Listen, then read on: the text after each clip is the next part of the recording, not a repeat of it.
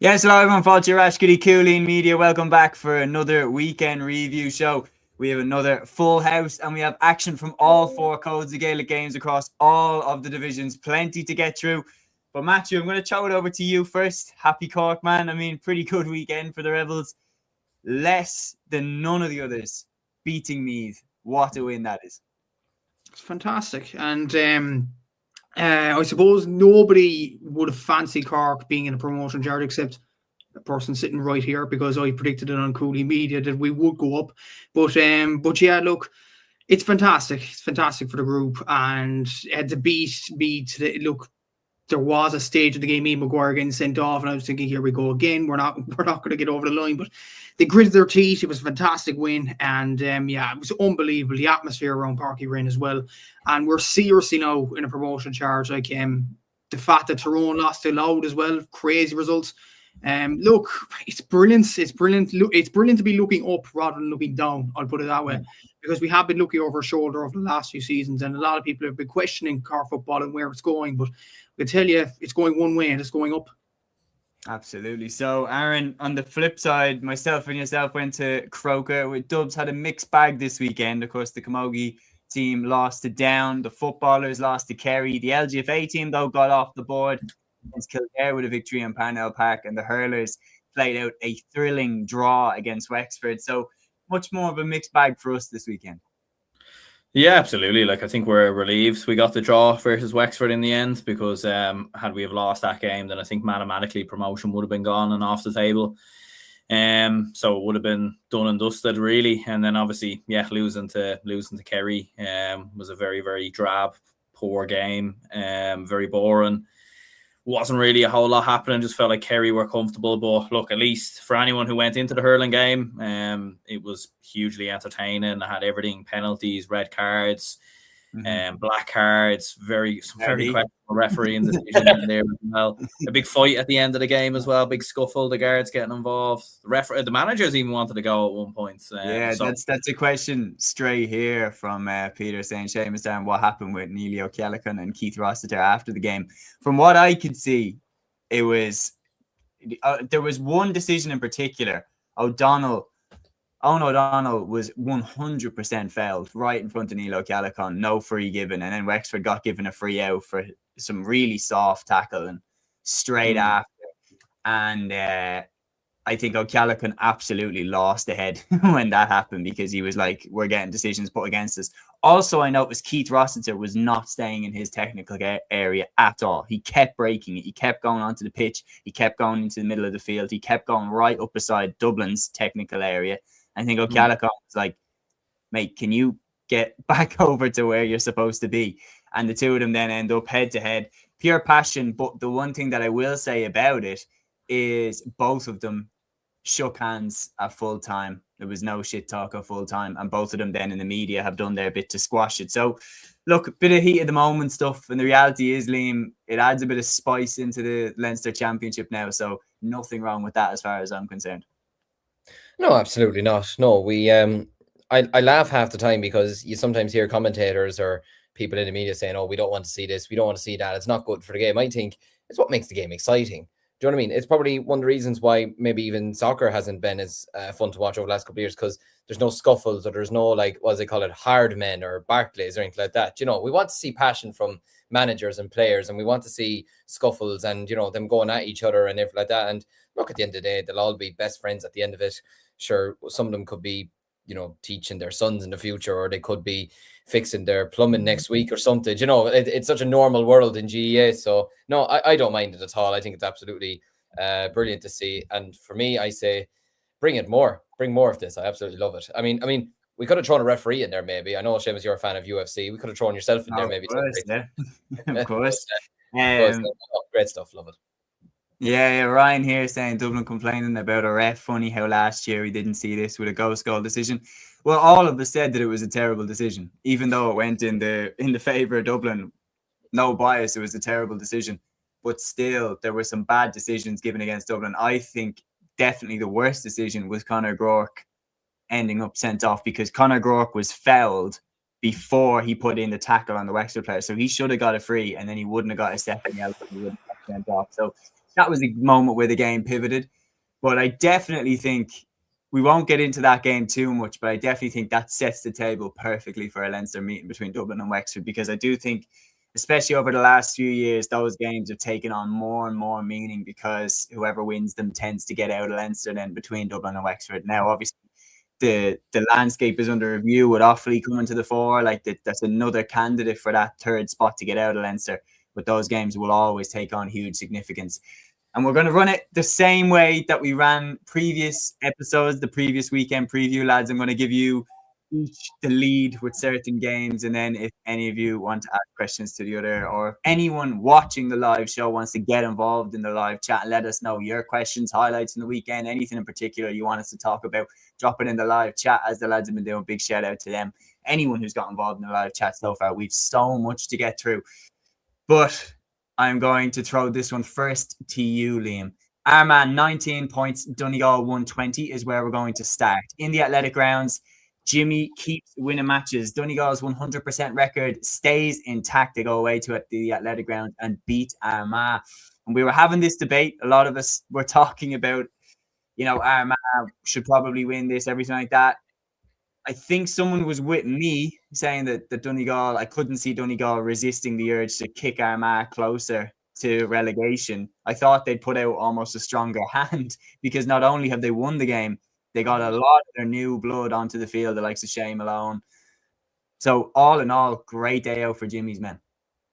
Yeah, absolutely. No, it's kind of frustrating from my perspective, because I did predict Armagh to come second, and especially after the defeat against Galway, I was sitting there thinking, okay, I think I might be sort of right with this prediction, because I felt that they should have beaten Galway, and they always had the big win over Monaghan on the opening day. But since then, I mean, the performance against Rosscommon was simply not good enough, and again today, poor enough at home to Donegal, to be honest with you. Like, I mean, even judging off Cúilín, the football genius, obviously I was seeing his match reaction. Obviously he's going to be a lot more passionate about it, being from Armagh, but he was not happy with the performance at all, and he's very rightly saying that, to be honest with you. Armagh were nowhere near the level of Donegal today, to be honest with you. Like, the Donegal full forward line were absolutely fantastic. They kicked 9 points. You can't have a full forward line on the opposition team doing that.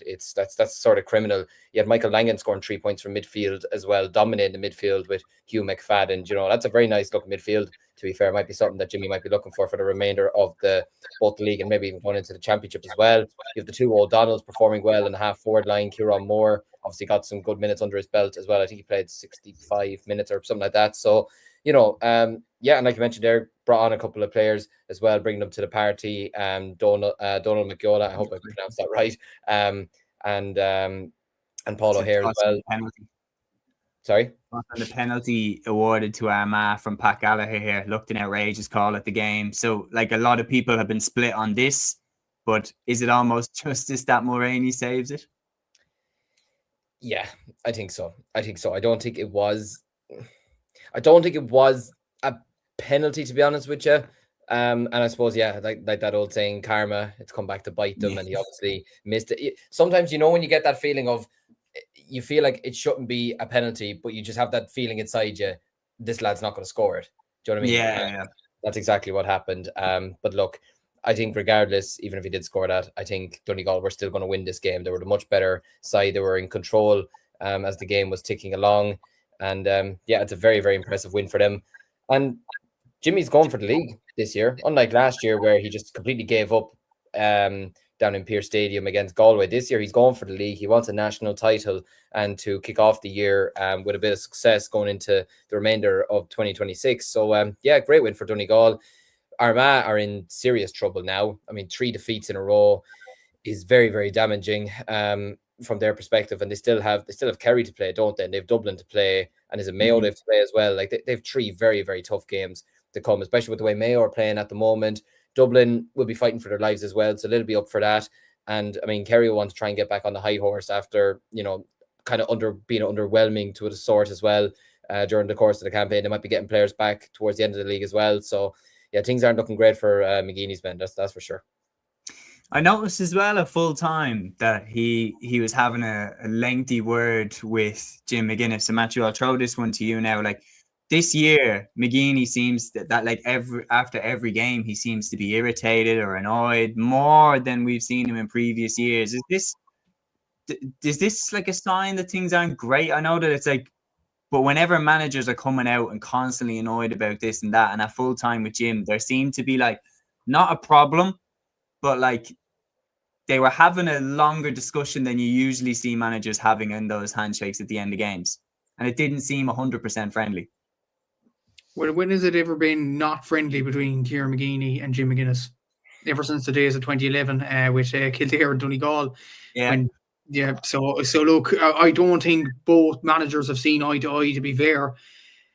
I think maybe Kieran McGeeney's kind of frustrated with the way the league season has gone, because like the second round against Galway, we discussed it in length in this podcast, that Armagh deserved to win that game, and if they didn't start fisting the ball over the bar each and every time, and if they had more of a ruthless streak, they would have won that game. Likewise, in every other game, there was some positive shoots in the likes of Ross McQuillan and Jardy O'Byrne's performances, but the fact now they've only got 2 points out of a possible 8, maybe it's a bit of frustration for McGeeney. And as well as that, in the off-season with Rian O'Neill leaving the panel, Niall Grimley as well, obviously Rory Grugan, key players. But like you would imagine, like you look at Armagh's performances and you said that the players are stepping up. The players that have stuck around are stepping up and trying to replace these sorts of players. But there is a bit of discontent in the cast. Stephen Stubby Campbell obviously retiring in the off-season as well. And interestingly, he was saying on GA Plus The View actually that he was mentioning the losses of Rian and the likes of Rory Grugan and Niall Grimley and all these players. And I'm thinking, those players are gone now. Surely Armagh should be looking forward. Like, you have some excellent players at your disposal.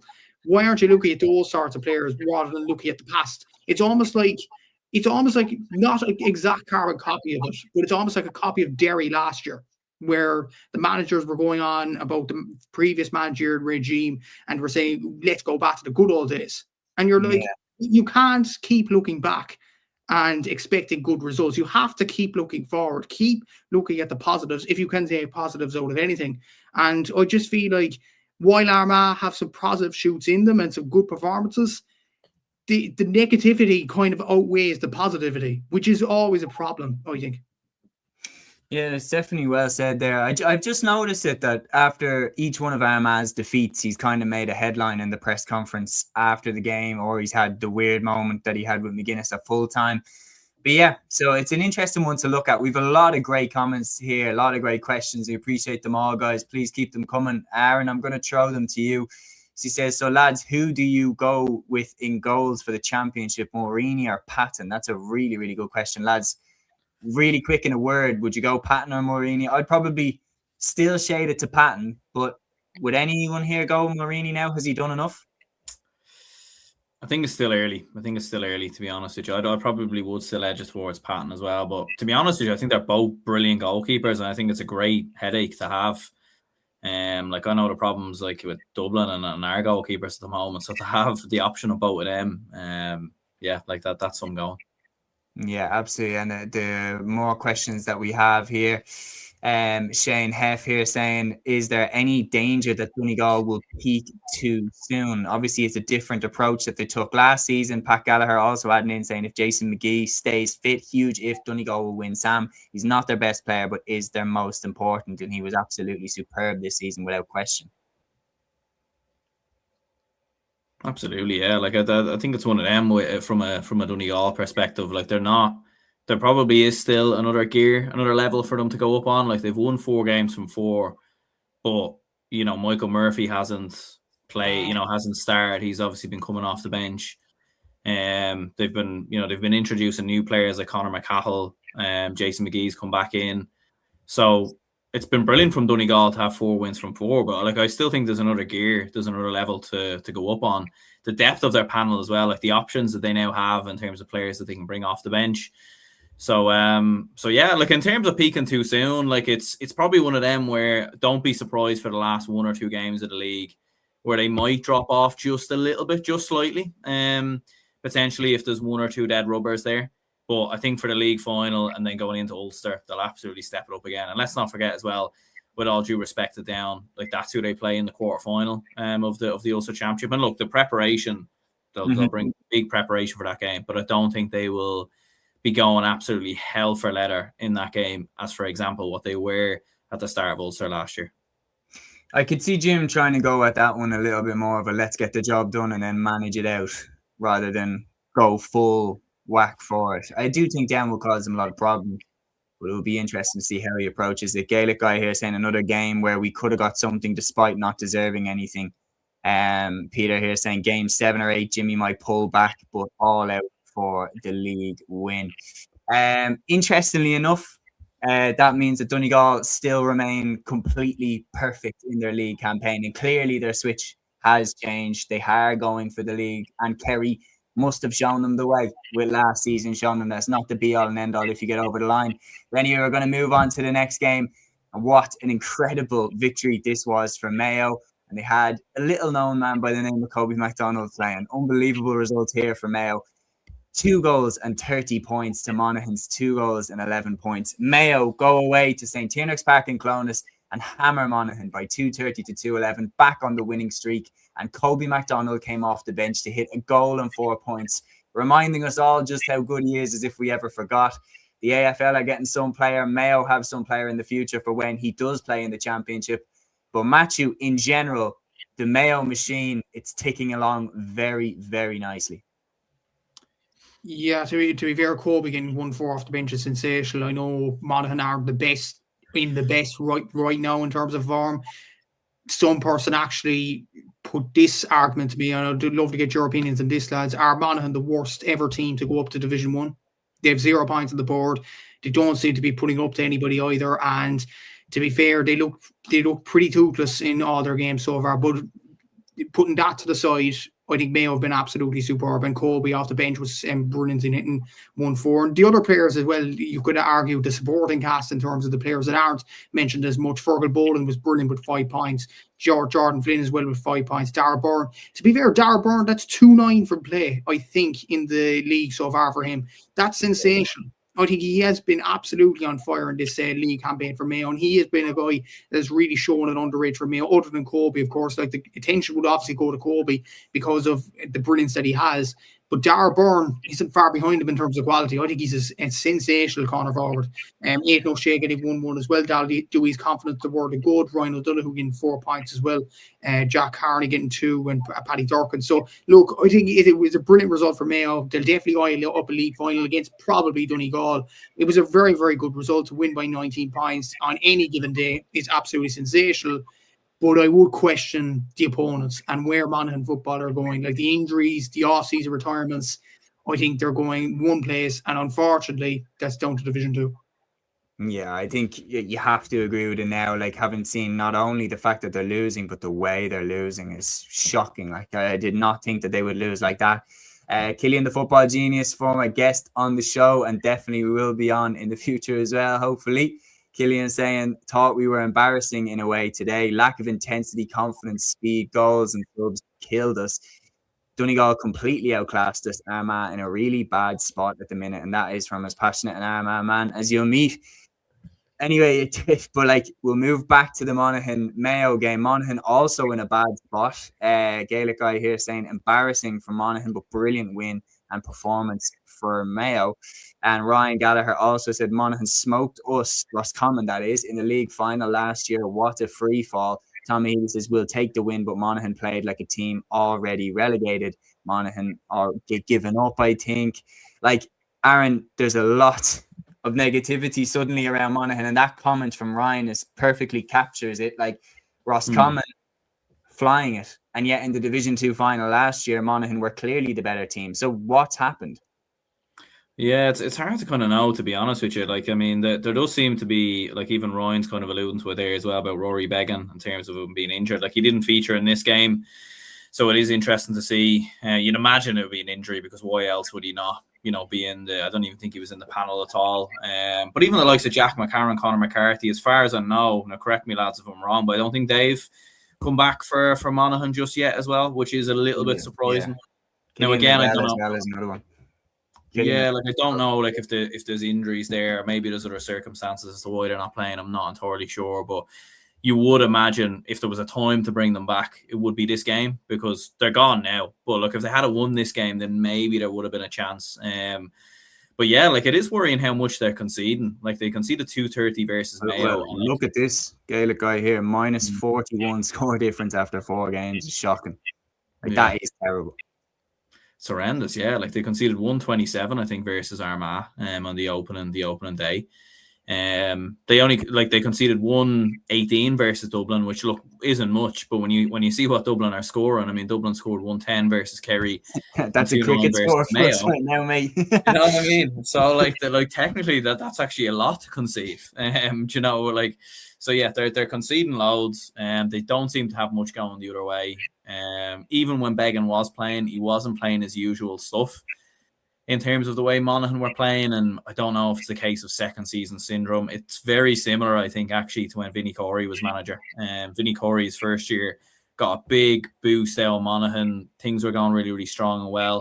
And then in a second season in Division 1, they absolutely like free fall. They completely collapsed. Coincidentally, they actually won their opening game in that season against Dublin, but after that, it was a complete free fall. And this seems to be the same. Definitely is worrying, Liam, isn't it, when you look at it, how poorly they are performing? Because again, we were talking about it, it's the way they're losing games. They're not in the contest at all.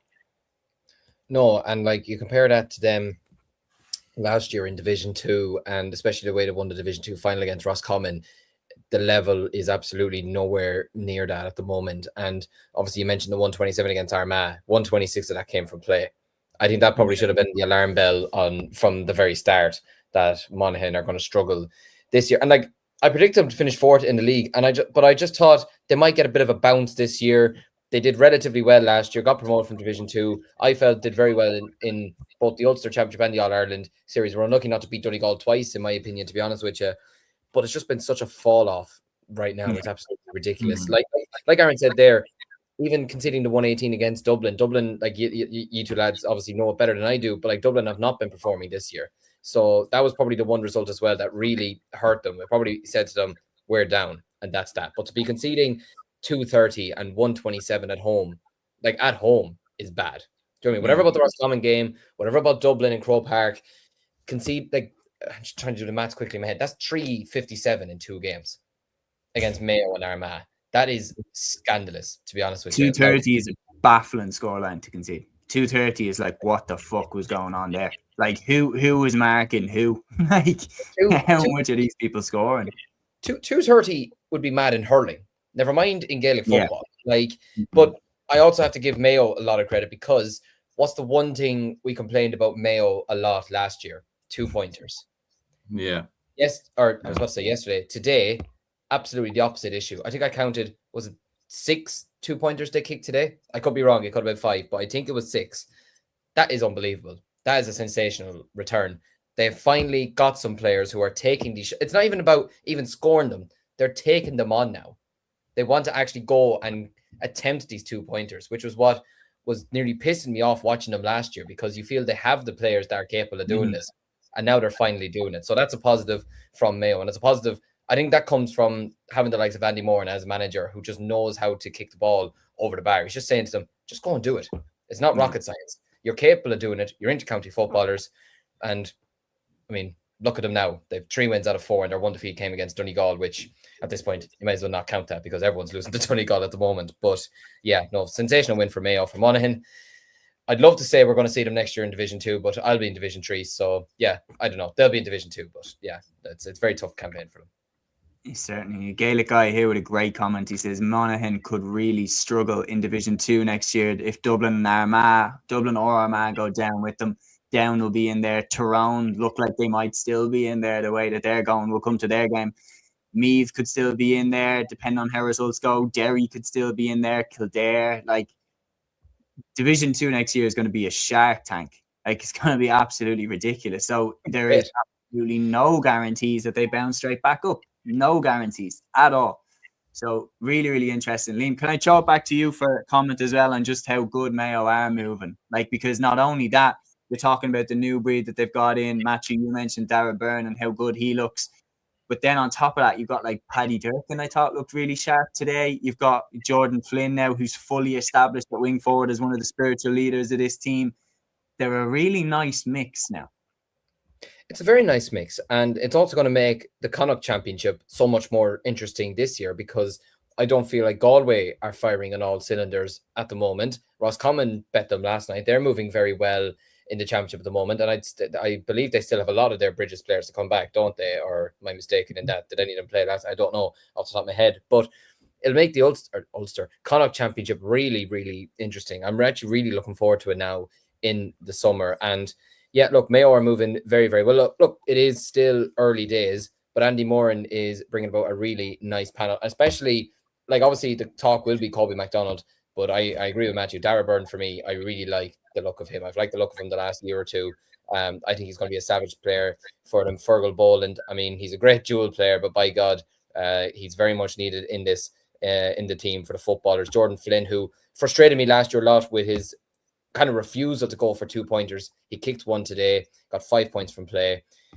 Whisper it quietly, Mayo will 100% be hunting down a Connacht title, and who knows, maybe we could be seeing Mayo back in an All-Ireland final sooner than we think. But then again, I could be saying this, and they could lose every game now for the remainder of the year, knowing Mayo. But we'll stay optimistic about them for the moment. Mayo for Sam. No. Whisper quietly. I'm only messing, but they are in a great position. I think with Andy Moran, they've nailed it in terms of the appointment. His backroom team is really, really solid. And the way that they're going about building this team, even like the addition of Rob Henley back in goal. Now they have a goalkeeper who can boom over those 2-pointer frees. Like, that's a great weapon to add into the arsenal. Like, there is no question about it. They are moving really, really well. I'd be excited by this team if I was a Mayo fan. Anyway, we're going to move on now, keeping it Connacht teamed. Roscommon continued their superb streak. They go away to Pearse Stadium and they beat Galway 216 to 21 points. Once again, it was the Dara Craig and Diarmuid Murtagh show. They combined for 112 as the Rossies made it 3 wins in a row away in Pearse Stadium. They beat rivals Galway. Aaron, they are absolutely flying it now. They absolutely are, yeah, and I think I'll look forward to watching the highlights on League Sunday, because yeah, the fact this game, I know I was at the Dublin Kerry game anyway. This game was on the same time, so I wouldn't have been able to watch it anyway if this had been on TV. But yeah, incredible, really. Like, they were 13 points down at one point for Roscommon, and they managed to turn it around. Obviously, you know, the winds and the conditions and everything else kind of played a massive factor, but it's been an incredible start for Roscommon. 3 wins from 4, arguably should have beaten Kerry on the opening day as well. You know, you've got Dara Craig, who's been one of the informed players in the league so far, like 1-7 he ends up scoring. Diarmuid Murtagh outstanding as well. And from looking at Roscommon as well, they kind of do remind me a little bit of how Meath approached things a little bit last year, in terms of they're incredibly attacking, they're outscoring teams, they're hugely focused on 2-pointers. They have multiple different ways that they seem to win games as well. They can absolutely blow you away, or they can come back from the dead as they have. And I think Roscommon are going very strong, and, like, say it quietly, but I do think Roscommon might just be in the mix come July. Are both Roscommon and Mayo arguably ahead of Galway right now? Like, for Connacht, is there an argument to spin it that way? Still think it's a bit soon, because Galway still have big lads come back, like Paul Conroy and obviously Shane Wall. You know, like bigger kind of players to kind of play on a regular basis. Damien Comer. So I think when they're all fit and fire, and still think Galway are probably there. But look, what you would say is that Mayo and Roscommon are hugely improving. Like, they're bringing through young players, new managers. Like, there's a feel-good factor around both counties. So they're improving and they're growing. Whereas with Galway, we know the heights that they can get to, but can they go above that? I'm not sure. Whereas with Mayo and Roscommon, there does feel like there's a bit more potential with them at the minute. I think it's fair to say that the gap is closed. Maybe not above the gap that maybe was there a couple of years ago, where Galway were the obvious favourites to go for to win Connacht. I think that gap has closed significantly.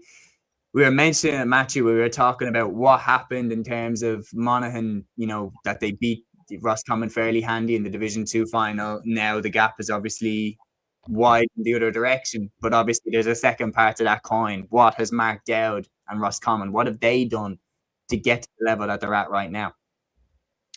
To be honest, I think they might have just freed up Dara Craig and Dermot Murta a lot more in the Smith as well. The comment actually mentioned, I think Ryan Gallagher mentioned it, Dara Heenan going off injured early doors of the game. I think it was after 3 or 4 minutes. That was a massive blow to them. I was listening to the game on Galway Bay FM radio, which was quite an experience, I have to say. I think Jonathan Higgins was on commentary and he was complaining about every decision that went against Galway in the second half when things just weren't going their way at all.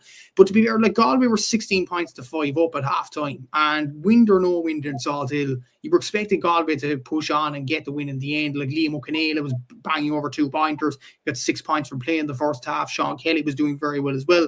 And you were thinking Roscommon are in a bit of danger here, but as soon as they got the goals, that's really what made the difference in this one. Darrell Craig getting the second one, obviously, and the Smith getting a crucial one when Galway seemed to have, a control on things going on in the second half against this Rossi side. But they've been absolutely sensational, Roscommon, and even as I said, just freeing up Dara Craig, Dermot Murta, players to come back, the likes of Ben O'Carroll there as well, even the likes of Kieran Lennon to get the last minute score, the winning score of the game.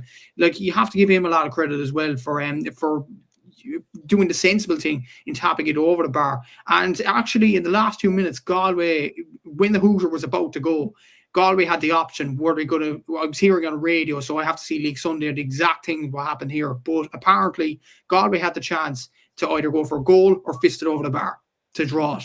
They went for the goal and they lost the game in the end. Maybe risk is reward at some stages, but maybe at that particular point, Galway would have been better off to fist the ball over the bar. Just get the point of the board.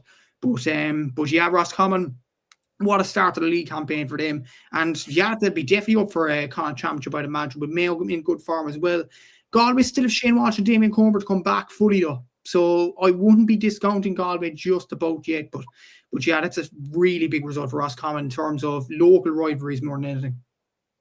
Certainly is, and there's nothing that gets the gravy train running quicker as well than victories in derbies. Liam, did Arsenal win the derby today by any chance? Have you been celebrating? But we won't turn this into a Premier League review show. Anyway, I had no other wins this weekend. Let me have that one. Come on.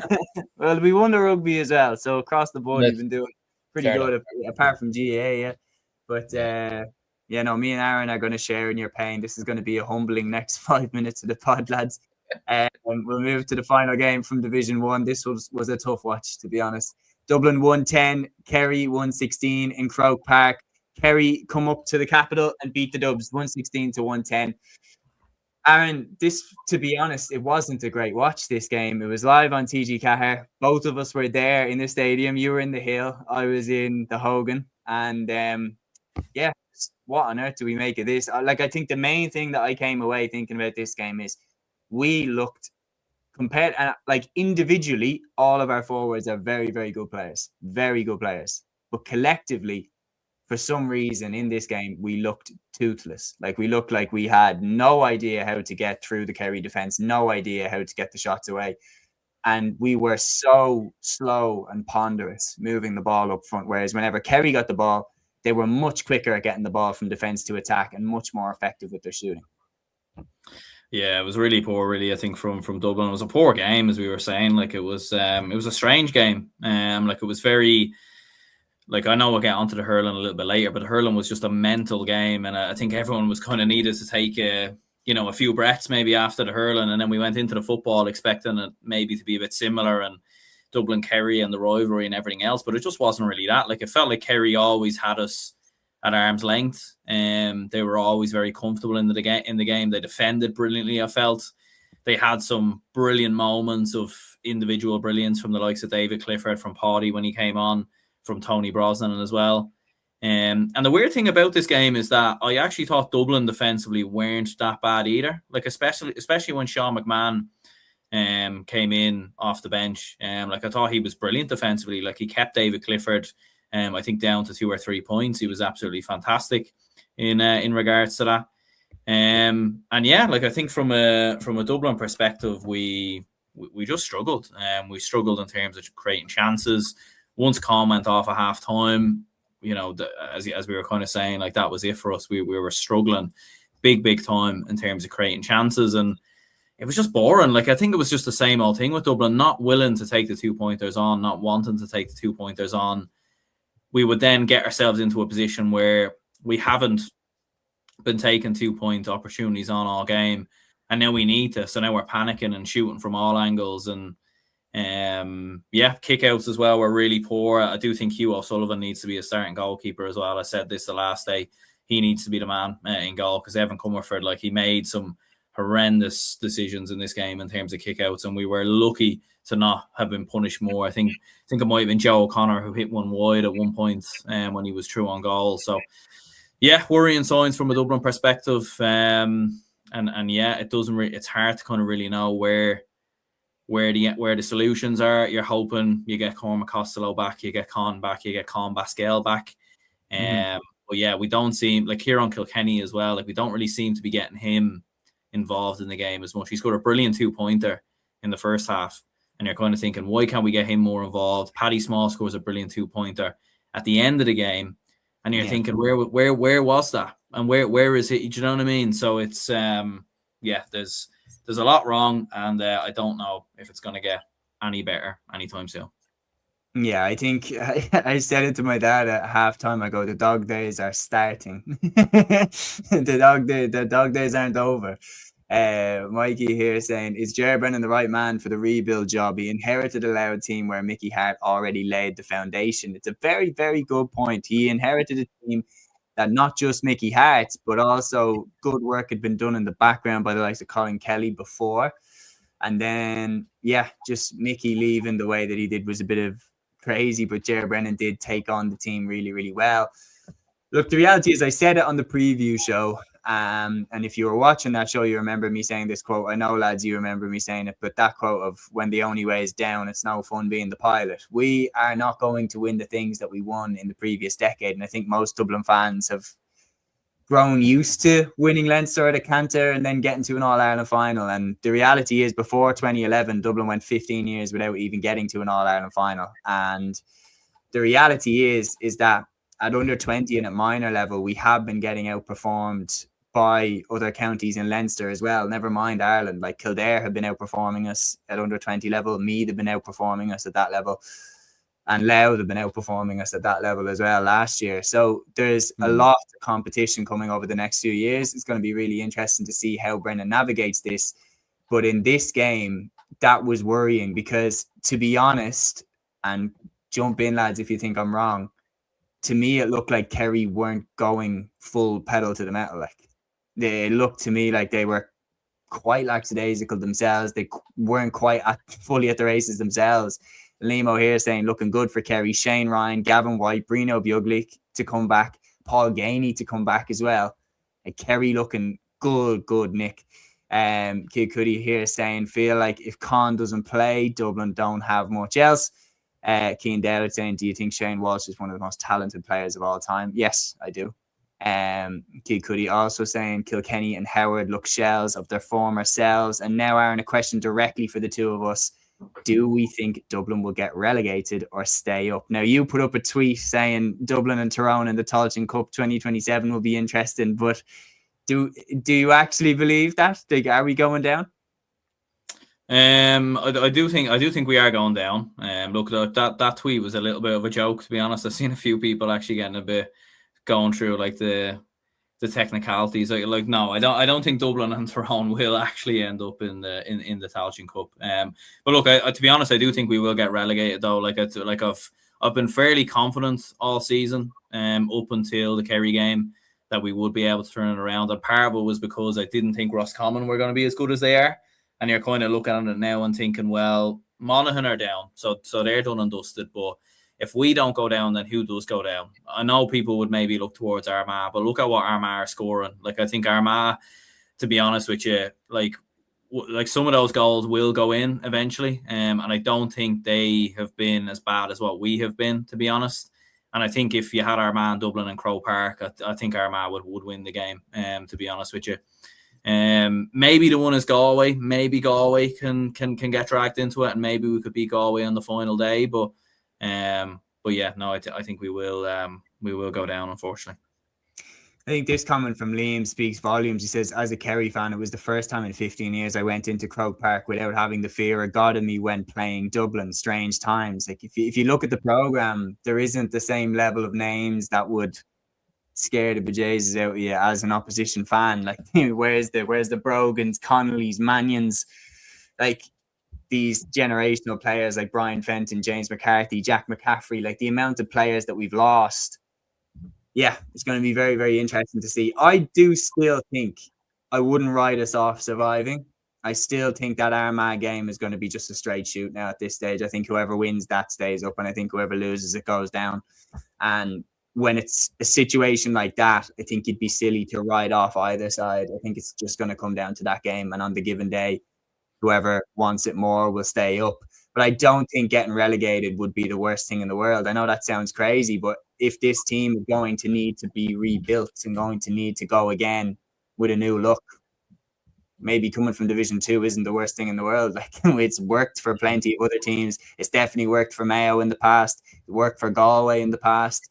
It's worked for Derry in the past. Like, putting your team together in games where you probably, like, it isn't as cutthroat, I think potentially could be a good thing, but I would rather stay up 100%. But yeah, Kerry won this game. They didn't need to be at 100%. They still got the job done.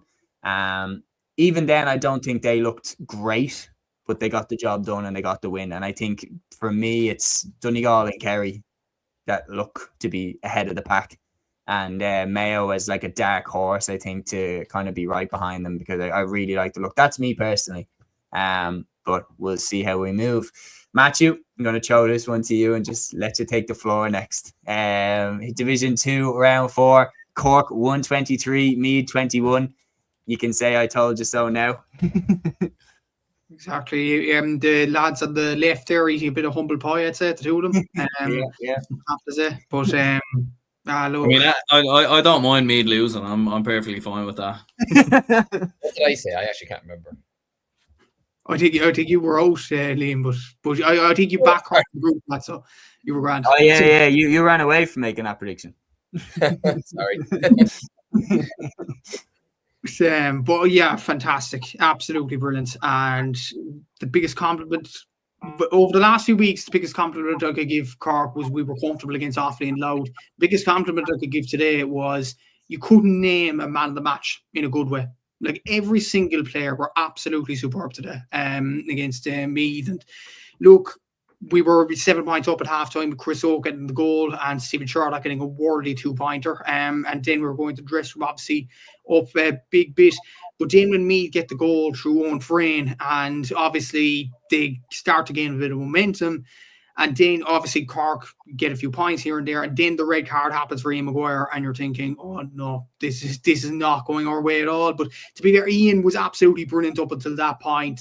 I'm not sure exactly what happened. Hopefully League Sunday will clear it up in the replay tonight. But it seemed like he was in a tangle with Adam O'Neill, and he just ended up on the wrong side of it. He'll be missing for the Derry game next week, which is a loss. But look, it was a fantastic display from Cork. Like, yeah, I have to say, Mark Cronin, superb with his two pointers. What I've been saying during the week, probably our most consistent player, either exceptional or very, very solid. Absolutely brilliant today with two pointers in the first half. Stephen Sherlock kicked his points.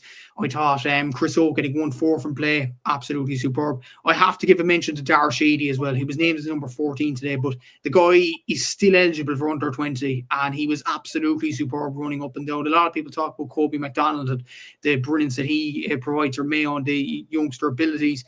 Dara has been probably carrying Cork underage over the last few years in minor and under 20, but he was absolutely superb at full forward. He was running up and down the pitch. He's only his second ever senior intercounty start, and he was absolutely brilliant. Sean McDonald at wing forward, brilliant as well. Colin O'Callaghan in midfield, and yeah, it was just a brilliant display all over the pitch from a Cork point of view. And again, like, we were 2 points up going down the home stretch. We managed the game very, very well. And what I will say, Meath were doing the same thing as they do throughout the whole season. They were getting their 2-pointed kickers right into contention. But what Cork did, they buckled down on Jack Flynn. They got 2 or 3 men around them. They watched the last few games and they were thinking, no, you're not doing that today, lad. And the ball eventually went to Kieran Caulfield. He mishit it, went short, but I think it was Tommy Walsh or Daniel O'Malley, one of them two, on the end of the ball at the end of the game, and they made a superb block, and Cork won the game in the end. This result is seismic for Cork football because it show that there is footballers in Cork. Like the highest amount of points we've had in Division 2 since we went down to Division 2 from Division 1 is 8 points last year. We're now on 8 points with 3 games to go. It's been absolutely brilliant from John Cleary and the lads. And a lot of people wanted John out during the off-season. And I was saying I was one of a few people that said this in the off-season. Look, I see positive shoots in Cork football. We need this guy to stick on at the helm. He was given the chance of a contract extension. The players delegate back to him. I think it's been an absolute superb decision. And look, we're reaping the rewards now. 8 points at the board. We can't do any better. It's superb from a Cork point of view as well. Obviously, huge game against Derry, and obviously that is to follow next week. That's a huge game for us up at Celtic Park. But for now, it's just absolutely brilliant.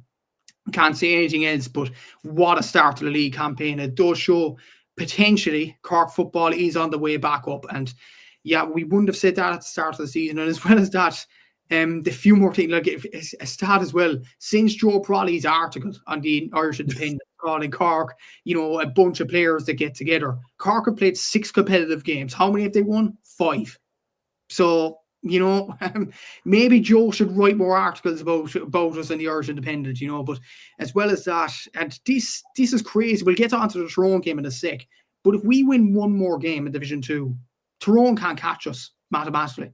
That's nuts. I find that absolutely incredible. But look, credit to everybody involved from a Cork standpoint. And the win felt absolutely huge. The videos of the players embracing each other at the end. I see the photo of John Cleary, embracing with Stephen Sherlock at the end as well. I think it is a big result for Cork football. And look, long may the rise continue.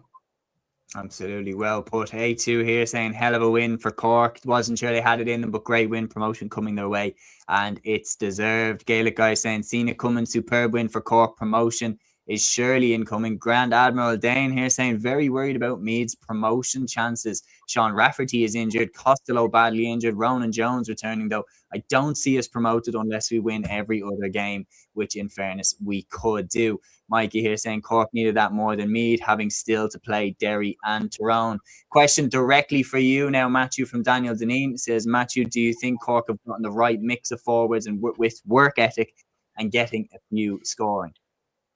Absolutely, I think we have. I think we have playmakers in that area, the likes of Mark Cronin, the scorers as well, and Chris Oak, Sean McDonald, Dara Sheedy.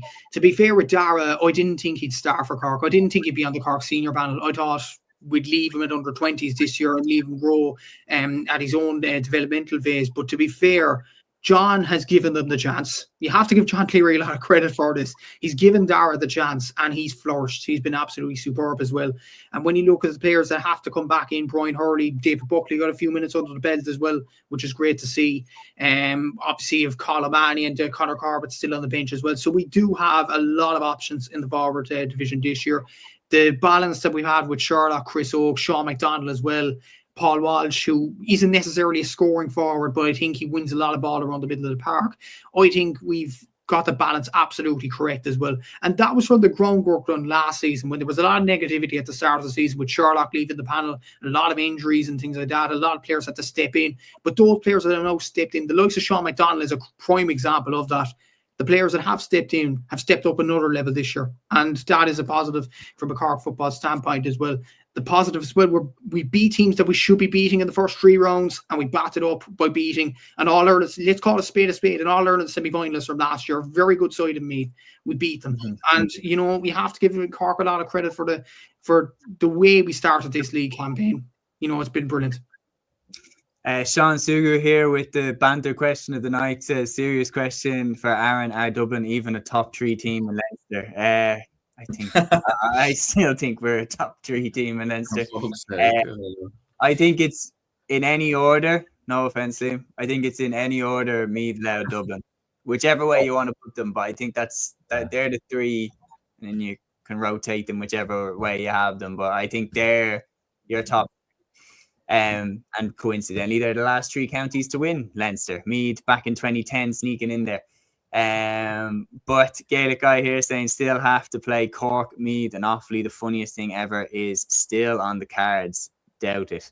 And Peter here saying Meath loud dubs. Now we're going to move on to the next game, but that was an absolutely sensational win for Cork, and it would be very, very hard to see them get promoted.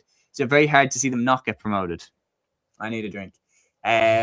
Division 2, round 4.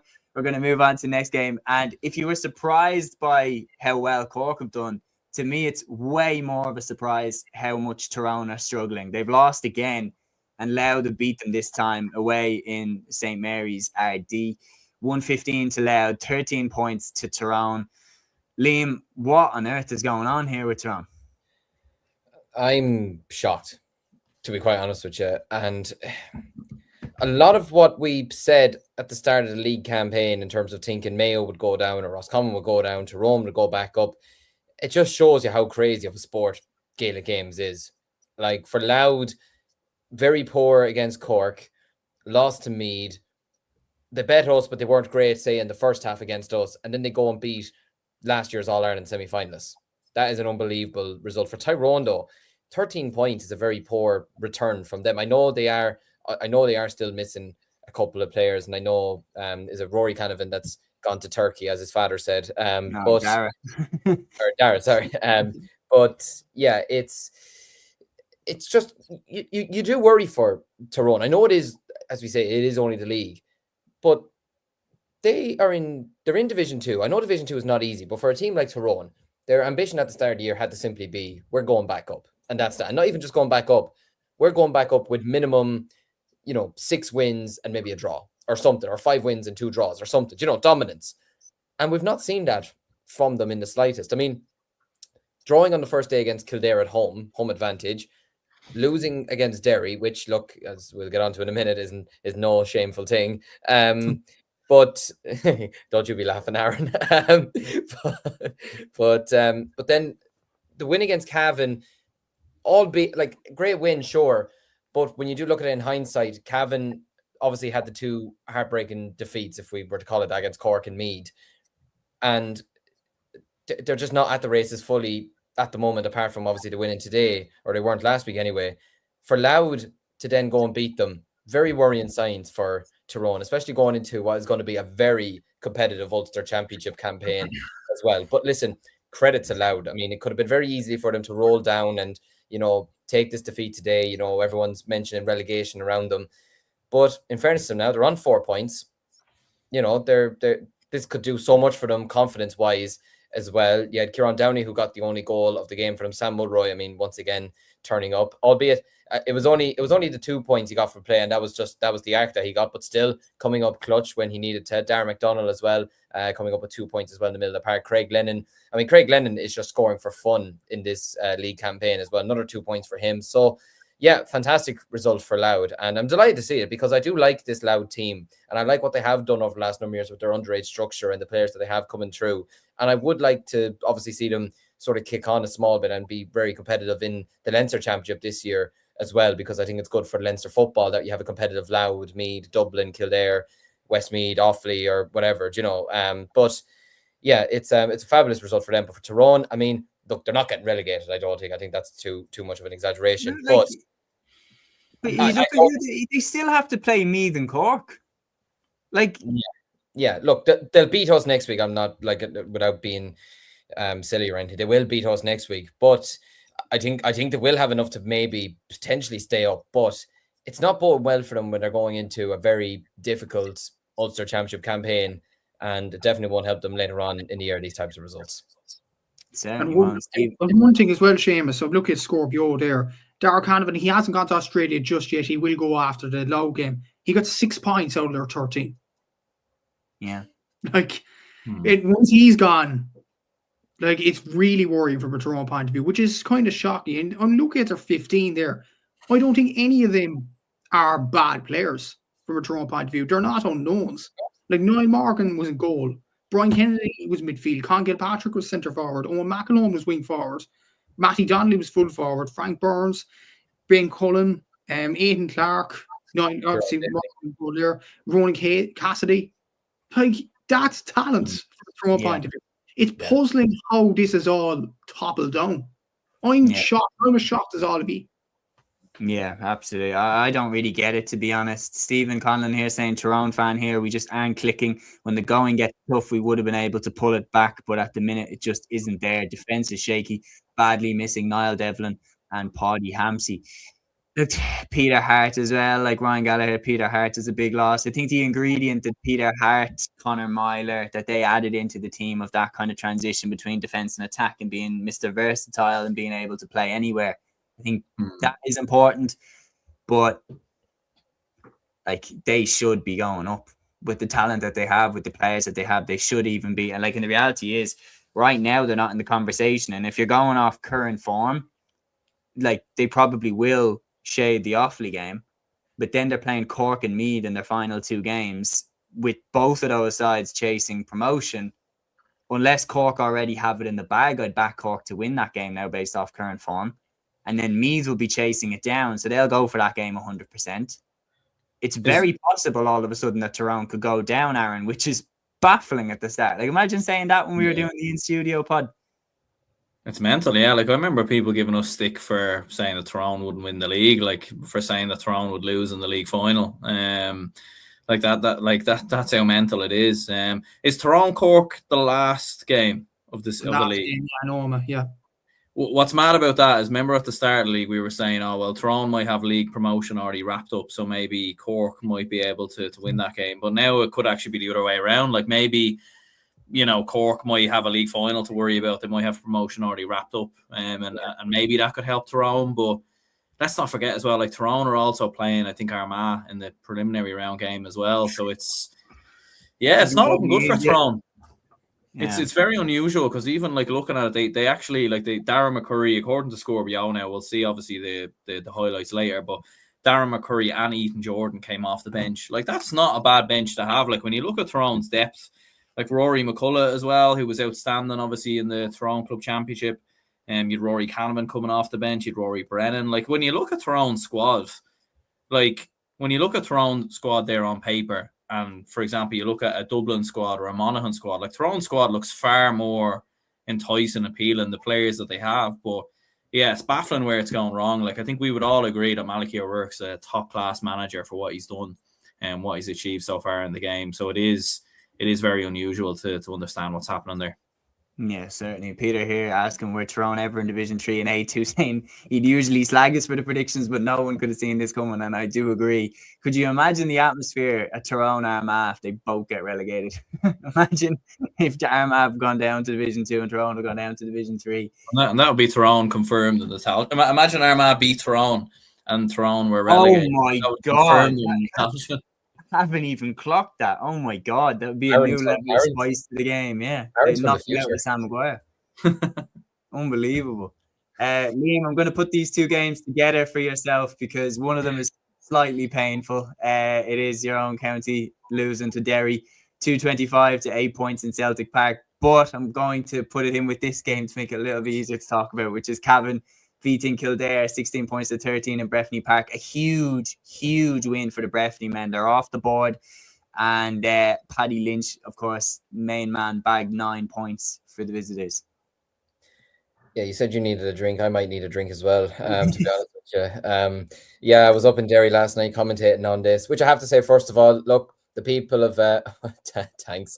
But look, no, the people of Derry are lovely. We got great hospitality up there, and the people running the GA grounds, everything, such nice people. Would go back again 100%, and I do wish them luck for the rest of the league campaign, to be fair. But this was just an annihilation of the highest order. It took us until the 17th minute to get a score on the board. Our 2 best players for me arguably were Keith O'Neill and Jordan Hayes. Shock from absolutely nobody to hear that. Like, Keith O'Neill tried his best. He got a couple of nice scores, was trying things as well. We're probably not playing him in the right position. We're kind of trying to make him be creator, scorer, and, you know, like, try to do everything in a half forward line. He's probably better off just being in corner forward, where he's closer to goal, albeit at the same time, I'd also argue he's excellent at shooting from long range as well. So I don't know what to do there with him. But look, Derry were unreal. There's no point shading it. They were absolutely sensational. Brendan Rodgers, Shane McGuigan, Paul Cassidy, just to name the 3 of those off the top of my head, were absolutely sensational. They had 5 2-pointers by half time. Like they were just the Dohertys, every Doherty that was on that pitch. I think every 10 seconds I was just saying Doherty, and I wasn't even bothered to say their first names because I was just like, may as well just say Doherty and let the people at home guess which one it was.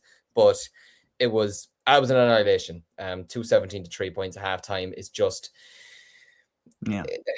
Look, I'm never going to have a go at these players personally because at the end of the day, they're giving up their lives to play for us, and I do appreciate that.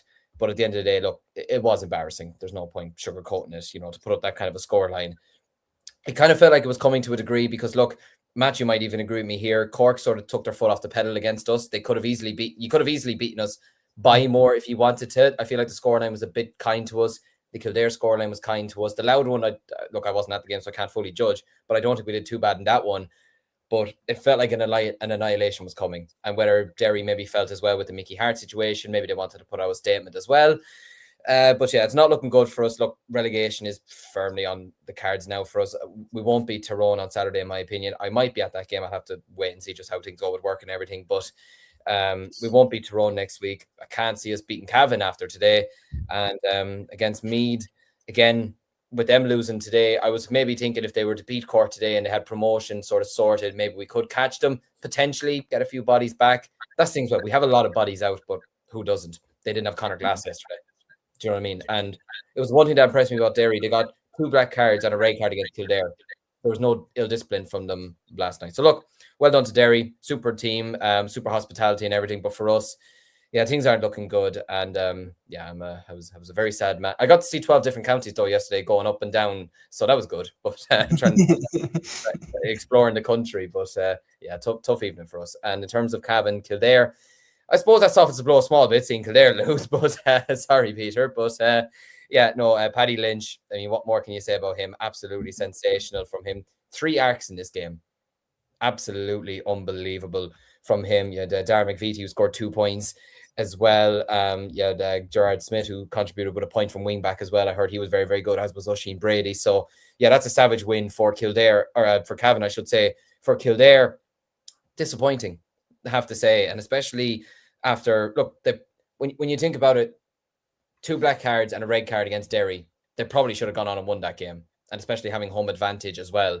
They beat us and they got a draw with Tyrone, but they do have some tough games to finish off this league campaign. They could potentially be in the running for relegation as well. I'm not going to sit here and say now that they are, because I think other than us, realistically at the moment, I don't know who else is going to go down, to be honest with you, to Division 3. But yeah, it's a bad result for Brian Flanagan's side. A black card as well did not help their cards with Park Spillane either. So a very bad evening for them. But credit to Cavan, great win for them.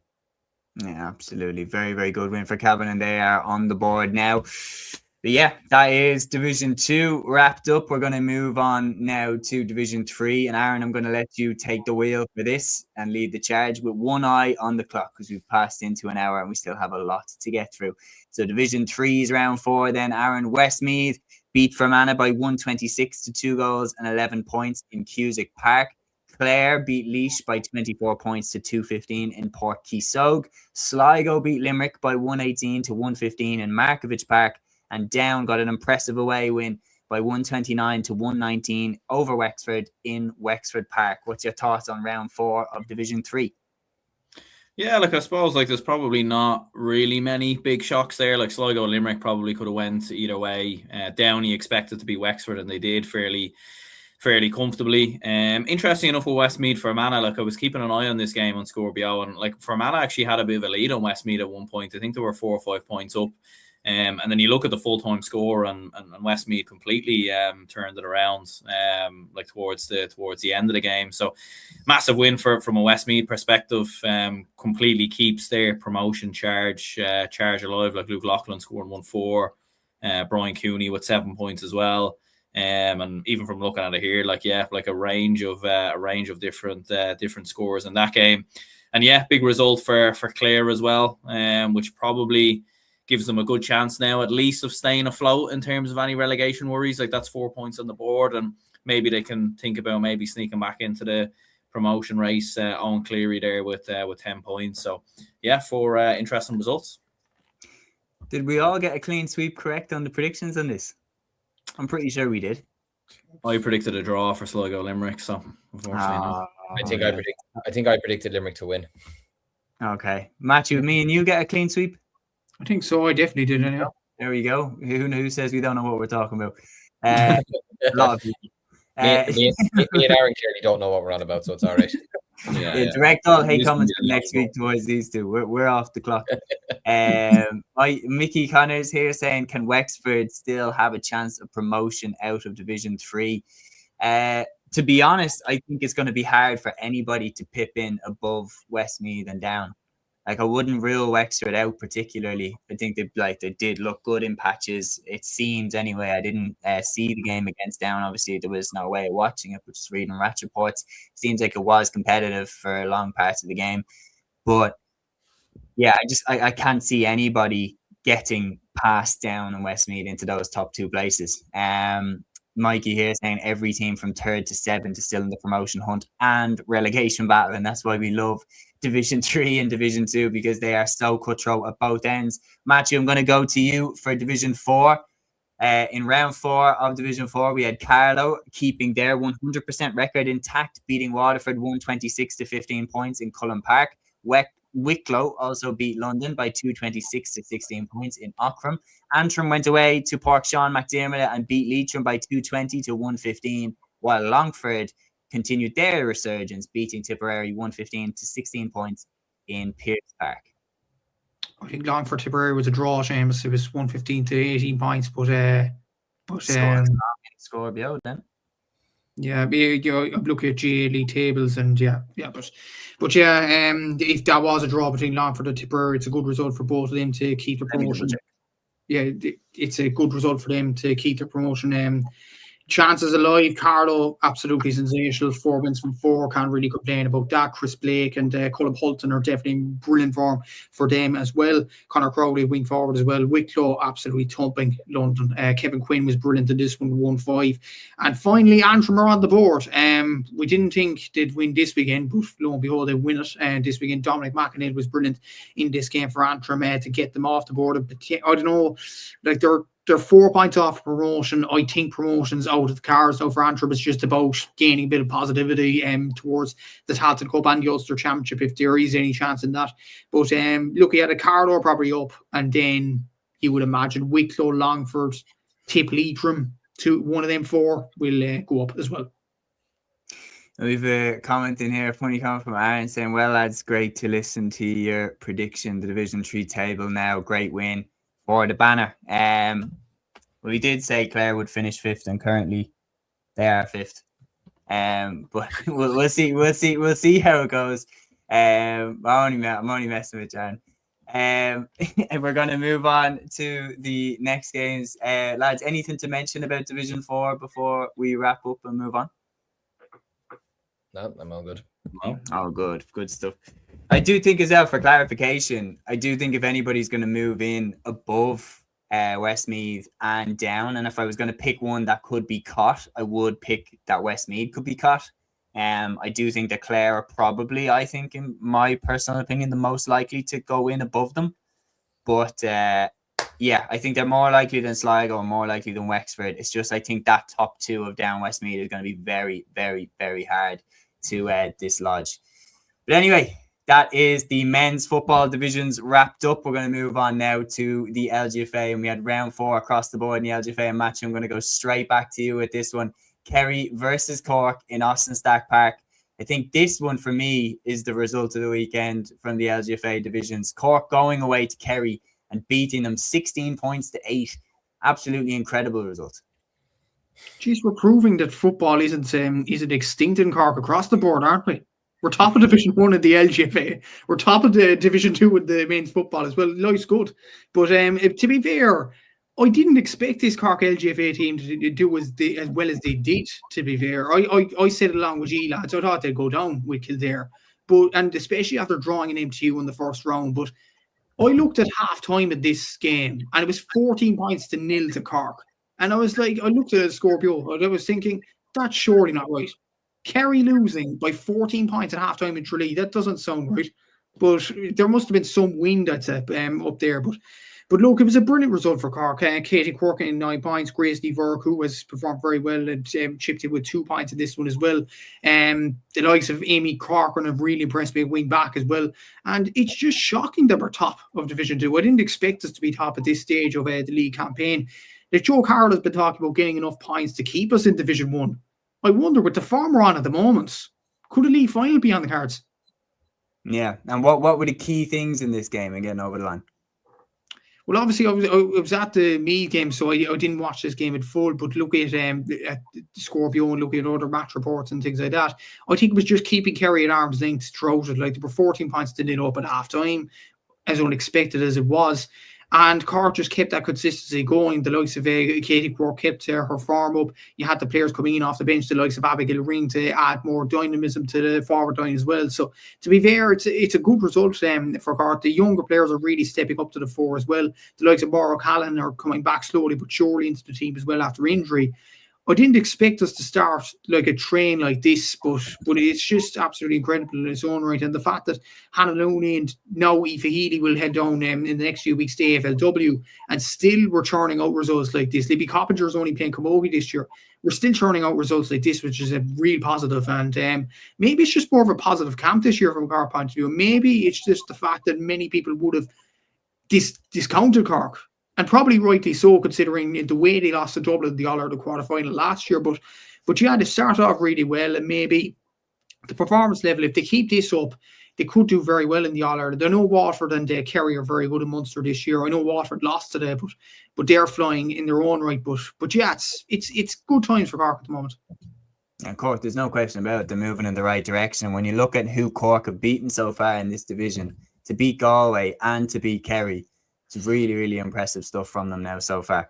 Gerard Ogogrechan here, he says, late in, should have gotten my 2 cents on the Clare versus Kildare, a game I was at. Well, Jared, don't worry, we haven't covered the hurling yet. That is going to be the next code that we move to after we finish the LGFA. So please do let us know about the game, everything like that, anything that we should discuss in particular from it. The next game we're going to move to, Liam, Waterford losing their 100% record. Meath going away to Waterford in Dungarvan and beating them by a goal and 9 to 10 points. Yeah, nothing against Meath, but this makes me sad just because I like this Waterford team, and I was kind of hoping that they'd go through the entire campaign unbeaten. But yeah, look, a fantastic win for me. There's no question about that. And what's even more impressive is that they won this game and Emma Duggan didn't even score. That's even more impressive, to be honest with you. So they were obviously able to get some scores from elsewhere. Rachel Casserly getting 3 points, Orla Finnegan getting the goal for them, Marion Farley getting 2 points as well. So that's a fantastic win to get over Waterford, especially away from home as well. So yeah, look, look, I wouldn't be too worried if I was a Waterford player or supporter tonight. Look, they've started off this league campaign like a house on fire. Look, you're going to have slip-ups along the way, so I wouldn't be losing too much sleep over it, but yeah, look, it's a fantastic win for Meath, and it's very impressive from them, to be fair, to get a big win over Dublin, to get a win here. They're moving along kind of nicely at the moment. They're going sort of under the radar, which maybe they might not mind to a degree, to be honest with you. It's not a bad response after obviously losing the All-Ireland final in the fashion that they did last year, but yeah, no, a great win for Meath. For Waterford, like I said, I wouldn't be too fussed about this defeat. They've been moving very well so far this season. You're going to get bumps along the way, but yeah, great win for Meath, and to do it without the likes of Emma Duggan getting the score is very, very impressive. Absolutely so. And in other news for Leinster counties, Dublin finally got off the board. Dublin 3-5, Kildare 1-8 in Parnell Park. Big win for the Dubs. Michelle Davern, Kate Sullivan, Ellen Gribben all hit the back of the net, while Aoife Mernon got the goal for Kildare. But the Dubs getting over the line in this one, Aaron. And also a little piece of history, Niamh Heatherton became the first Dubs LGFA player to land a 2-pointer in this game. It seems that the conditions weren't really favourable to the game, but the reality is the job needed to be done, and we've got off the board. Absolutely, we have, yeah, and it was a slow enough start. Like Kildare were the better team, probably in the first half. They were actually 4 points up at 1 point, and you were kind of thinking Dublin are staring down the barrel of relegation. But yeah, we came good in the second half. Substitutes made a big difference. Carla Rowe came back, scored 2 points. Ellen Gribben got a goal as well. And even Elsa Kearney got on the score sheet as well. So it was a big win in the end for Dublin to keep our hopes of survival alive. Looking at how the league is panning out, like, interesting enough, we were talking about with the men's football, it's going to come down to Dublin and Armagh. So looking like it's going to be similar in the ladies football as well. So there's going to be 2 relegation playoffs potentially between both counties. But yeah, big to get the victory and get the win, and get 3 points on the board.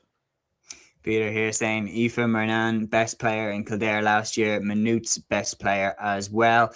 Liam, thrown over to you for this game. Galway getting back on the winning table again in Duggan Park, beating Armagh 3 goals and 11 points to 15 points. So they continue their winning as well. This game was live, of course, on TG Cahir. Leanne Cohen hit the back of the net twice, and Andrea Trill also got on the score sheet as well for the tribeswomen. So now in Division 1, you've got Galway flying along, Waterford, although they did lose this week. Apart from that, they're 100%. Cork as well have been moving really sharply. Who do you fancy to get into the Division 1 final this year? Because some teams, like notably Armagh, were in the final last year. They don't look like they're going to be there. Dublin, even though they won today, have had a slow start otherwise to their league campaign. Who do you fancy to get into the final this year at this stage? I would say Waterford and Galway. Cork have a big chance, no doubt about it. But I just have a feeling Waterford will regroup after this defeat to Meath, and I think Galway are very strong at the moment. I can't see Kerry pushing too hard to try and get to a league final. I can't imagine it's like on top of their radar, or it's not something that they're going to lose sleep over if they don't get to, much like the men's side. So I would say probably Galway and Waterford to probably make the league final at the moment. That could all change, in the next couple of weeks or whatever, but I would say them at the moment. I'm sort of raging because I did say there'd be 3 goals from Galway. My problem was I said it'd be scored by Roisin Leonard. She got 4 points, so she still did very well. But unfortunately, my prediction of maybe she saw it and she just said, "No, I'm not doing that." But no, Leanne Cohen, like you said, and Andrea Trill getting the goals instead. But no, great win for Galway. To be fair to Armagh, it's not like losing by 5 points away to Galway is not exactly a terrible result, and to put up 15 points is still very impressive. But I would say Galway and Waterford for the time being, but I wouldn't be writing off Cork, especially with the momentum they have behind them at the moment. Yeah, there's no question. Cork going away to Kerry and beating them by double scores, absolutely the highlight result from the weekend of the LGFA leagues this week. Like for Cork, a lot of people were tipping them to be in a relegation battle, even to go down, some people were saying. But to get a result like they did against Galway, to beat Kerry by double scores, they've done really well so far and proved that their trajectory is on the up. But anyway, we're going to move on now to Division 2. Matthew, I'm going to throw it back over to yourself. What happened in round 4, Division 2? Donegal were beaten at home by Cavan by 1-6 to 7 points in Ballyshannon. Tyrone and Mayo drew at Healy Park 2-7 to 110. Tipperary and Monaghan also drew 1-12 each in Clonmel, while Westmeath went away to Wexford and beat them by 4-10 to 113 in Enniscorthy. Yeah, some interesting results in this weekend. Obviously, Tyrone and Mayo was the standout, considering both sides would have been considered promotion favourites. Tyrone were leading for most of this game. Cara McNamee and Saoirse Gormley got the goals for Tyrone, but fair play to Mayo with Lisa Cafferty and Sinead Walsh getting crucial scores to level it for them. Lisa Cafferty getting the goal, so well done to Mayo for getting a point out of that game. Comeback of the weekend may have to go to Monaghan in the LGFA. They were 1-11 to a point down at half time against Tipperary, and they came back to draw 1-12 apiece. I think that is definitely an unreal comeback, and a lot of people talk about the men's comebacks in terms of the new rules. To score 1 point in the first half and to come back and draw the game, I think it's a sensational result. So fair play to Monaghan for that. Cavan beating Donegal is quite the shock, considering Donegal have won, I think, all their opening games so far up to this weekend. Niamh Keenan getting the goal for Cavan, and Ashley Sheridan really performing well from a Cavan point of view as well. Good win there. And Westmeath beating Wexford in Leinster Derby 4-10 to 113. It was a very good result for Westmeath. I'm bringing up the table there. I'd imagine it's Donegal, Mayo and Tyrone up at the top there, but I'm just going to double check it here. But Donegal, that was a shock result that Cavan got today, to be fair to them. So some very good results this weekend in the LGFA and Division 2 But yeah, a long way to go in the league campaign. There's only 3 games left to go. Absolutely, and it is heating up week after week. Before we move on to the next games, running through the rest of the results. So Division 3's round 4 also took place, and the results that happened in Division 3's round 4. Let me just get them up real quick before we move. So Antrim beat Fermanagh by 4-10 to 2-10. Clare beat Laois by 4-7 to 2-11. Down beat Roscommon by 1-12 to 2-4, and Louth beat Limerick by 2-7 to 5 points at the Integral GA grounds. And then round 5 of Division 4 saw Sligo defeat Kilkenny on a heavy scoreline. Leitrim beat Wicklow 7 goals and 16 points to Wicklow's 2 goals, another heavy scoreline. Carlow hammered Derrydale 4-12 to 1-7 at set 2 Carlow, while Offaly versus Longford was cancelled or postponed, whichever way you want to put it. Now, that is the LGFA wrapped up, and we're going to move on next to the Division 1A hurling clashes. And my God, we had some crazy ones here to look through. And we're going to start off with the clash of Tipperary and Limerick. And by God, Tipperary 21 points, Limerick 36 points in Semple Stadium. A chastening day for Tipperary, it has to be said, losing to Limerick by 15 points in Semple Stadium. The reality is now Tipperary, as All-Ireland champions, they have that target on their back now going into next season. Limerick, having not won the All-Ireland since 2023, they are no longer the hunted, they are the hunters. And in this game, they have really put out a statement win. It was a superb performance by Limerick. Liam, I'll go to you for this. Yeah, if you ever want to, for anyone who is looking at writing off Limerick, I mean, just don't. Just absolutely don't. I saw a bunch of their players in the Fitzgibbon Cup final last weekend, and I came away from that, and my father even agreed with me, and we said Limerick are not going anywhere. Simple as that. They are hungry, and they're determined to get back on top of Ireland and try and get back on top of Munster as well. It's going to make Munster Championship really interesting now. I'm actually so looking forward to the hurling season now after yesterday. Look, Tipperary, I suppose it's a bit of a wake-up call to a degree. That's not a great result from them. Like, from their starting full forward line, which is a very talented full forward line in Darren McCarthy, Jake Morris and Keneally, they got 2 points from play. McCarthy's, all of his points came from frees. I mean, obviously, it's his job to put the ball over the bar from frees, so I suppose nothing wrong with that. And look, in fairness to the likes of Noel McGrath, I mean, he got 6 points from wing forward. I mean, absolutely sensational return from him. Willie Connors getting sent off, not ideal in the slightest. I know it was late on in the game, but still not ideal from his perspective. Owen Connolly being back is good from their perspective, and they're trying him out at centre-back. But poor Brian O'Mara, I mean, he's a player that I still think can be the full-back for Tipperary this season. But, I mean, Shane O'Brien was just absolutely... Like, I saw him playing for Mary I last week, and I've seen him playing for Mary I over the last few years. They call him the Bull for a reason. He is just a savage player. And especially with the ball that was played in to him from Kyle Hayes, which he just caught and threw over the bar of his left-hand side. That's a sign of what he can do this season. He can cause some serious damage to a lot of full back lines over the course of this season.